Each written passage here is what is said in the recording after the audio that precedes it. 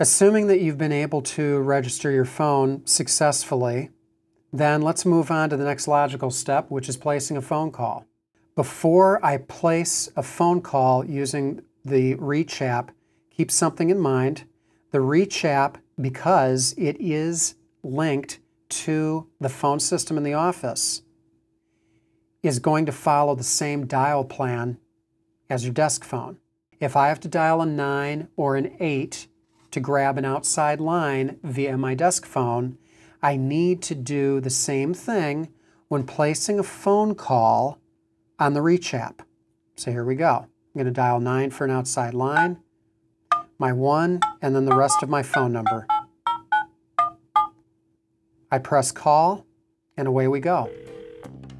Thank you for calling Rand Communications.